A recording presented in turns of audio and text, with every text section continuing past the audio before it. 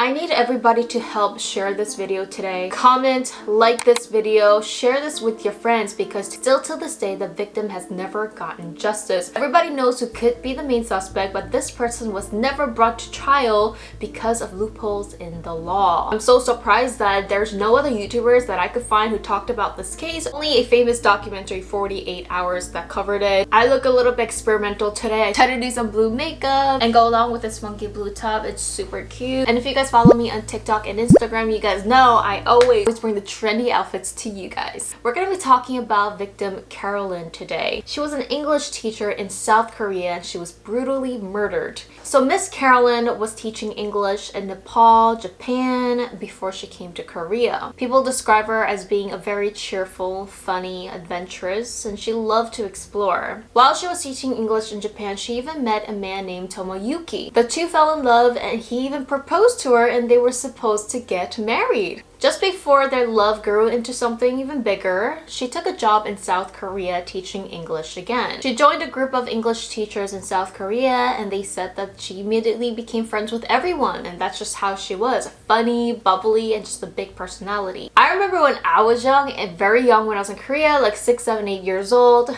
I went to English hagwon academies. So I remember when I went to academies and when I would see a foreigner, non-Asian, I would get super excited and nervous because it's like your first time in your life ever seeing someone that's very different than you. And there's a lot of people who want to work in South Korea just because it's so fun there and adventurous. Among many other English teachers that was there, Carolyn met a woman named Kathy, who was pretty much the leader of the whole English Academy group. The co-workers described Carolyn and Kathy being like BFFs and besties, and they were always sticking together, just like you would have with your own girlfriends. After work and on the weekends, they would go to Itaewon and just party, and they felt a little bit home like they were in America. One of the last days Carolyn was seen alive was December 17th, 1988. Carolyn, Kathy, some of the other teachers, and some Korean students went to the mountains to take pictures and explore. And here's some of the last photos of Carolyn and the students. Tomoyuki, who was a fiance of Carolyn, even was planning a trip to South Korea so that they could plan and eventually get married. It was on December 20th, the working day, and Carolyn was nowhere seen at work at the academy. No one was really freaking out. Some coworkers said that it was totally possible for people to miss work, but one person was very frantic that Carolyn was not at work, and that was the leader, Kathy. Coworkers say Kathy was very frantic, very nervous, and asking around if anyone has seen Carolyn. She wasn't picking up her phone, and Kathy was convinced something could have happened to Carolyn. So some of the coworkers decided to go check up on Carolyn and just see if she was at her home. A group of Korean students took the English teachers to Carolyn's apartment, and the door was unlocked, they say. It was then when Kathy decided to go inside Carolyn's room, and that was when she was the first person to discover Carolyn brutally murdered in her own room. They soon called an ambulance, and this became one of the biggest stories in South Korea, a brutal murder of a foreigner. There was evidence of her fighting back, including hand marks. Her throat was cut from ear to ear, and she was stabbed 30 times, and there was blood just everywhere. All the coworkers, the English coworkers, were really frightened, thinking that it was probably another Korean who killed this foreign woman just because maybe out of hate crime. Everybody thought it was like a drunk Korean old age man who just came in, took the opportunity, and just unfortunate thing happened. A lot of people say if you're in a foreign country, you could be an easy target because it's harder for you to call anyone for help. Maybe you don't know where to call for help. And the English teachers were actually all afraid that this could happen to them. A couple days later, they had this memorial ceremony for Carolyn inside this English academy, and Kathy was the one who led this memorial because she was her BFF. Kathy, being the best friend of Carolyn, she even wrote a letter to Carolyn's family, trying to comfort them and saying, "Let me know if you want to know anything," because she was her best friend. And she also wrote that she wanted to one day meet them. Carolyn's family was devastated, especially they were in America, and to have their daughter be brutally murdered in another country, that must be just absolutely frustrating. Tomoyuki eventually still flew to South Korea and he was there at the memorial, and he stayed with Kathy and the roommate Sandra. This was a huge case, and I don't know why people do this, but you know, these English coworkers even got prank calls from people saying that they know who the killer is. But later they found out that this was a prank call, you know, people just wanting to be evil. And so this random woman called the coworker saying that her ex-boyfriend was the murderer because she wanted to get back at him. I mean, there's just crazy people out there that prank call. So this person turned out not to be the murderer, and the police was trying to find out who could have done this to Carolyn. Now, based on the forensic evidences and how she died, forensic professionals believe that this had to be someone that Carolyn was very close to. Police usually say that random acts of murder are usually not brutal. Usually, if it's accidental or someone that they didn't know, they won't go as far as, you know, slitting the throat or going very brutal. And number two, there was no forced entry. No evidence that the door was broken or the windows. And number three, there was 2 coffee cups inside Carolyn's room where she passed away. This led forensic investigators to believe that someone very comfortable was in Carolyn's room, them two just drinking coffee when this happened. Now, while this investigation was going on, coworkers say that Kathy looked so depressed, like she lost about 15 pounds. I mean, everybody was at the shock at the moment, and especially Kathy, being the best friend, she just took it the hardest. She wanted to go back to the US to kind of distance herself from this horrific thing that has happened, and her coworkers even encouraged her because she was just looking so distraught and they could not focus on their job. Reviewing the forensic evidence, police grew suspicions and wanted to interview people that was the most closest to Carolyn while she was working in South Korea.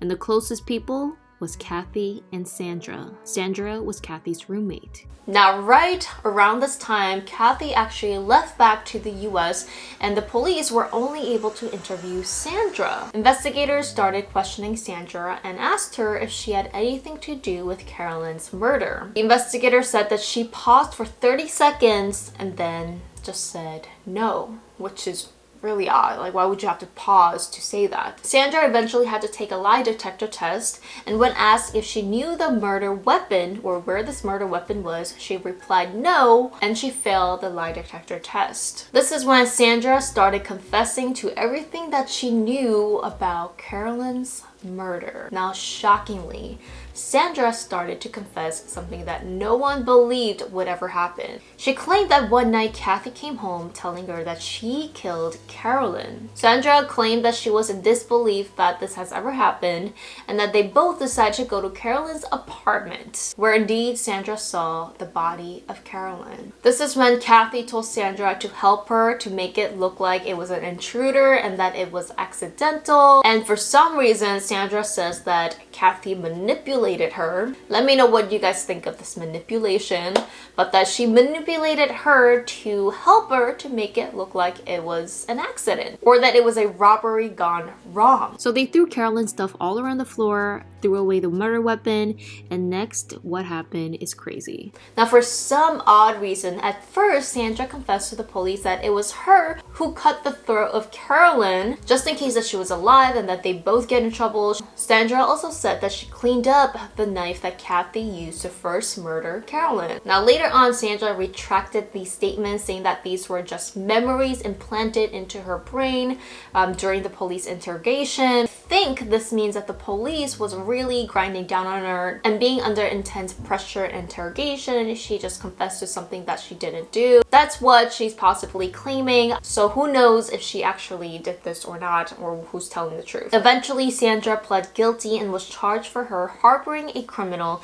and suppressing evidence, and she was only sentenced to 1 year in Korean jail. For some reason, Sandra was released early from jail, so she technically only served 6 months, but she did agree to try to help the FBI in order to get a confession from Kathy. Now remember, this happened back in 1988, so I don't believe there was even DNA evidence that was collected, so the only thing that police could go by is a confession. So the main question is, what was the motive? Why did Kathy have to eliminate her best friend, her bestie, according to everybody. I mean, they were having an awesome time in Korea, teaching English in a foreign country, having fun in Itaewon. What went wrong here? Now, according to these two workers, they were the only very few people that knew that Kathy was actually lesbian. Kathy would always talk about Carolyn, and she even confessed to them that she was in love with Carolyn. Kathy apparently felt for Carolyn very hard, and she was almost obsessive, telling Tamara that she thinks that Carolyn likes her and that she wants to make a move on her. They knew that Carolyn wasn't gay and that she wouldn't be interested in dating Kathy. According to these coworkers, it seemed like Kathy was just so in love with Carolyn and could not stop even talking about her. Now, so this is what the investigators believe actually happened to Carolyn on the night of December 1988. This is just a possible scenario, just to let you guys know, but they believe that Kathy and Carolyn were talking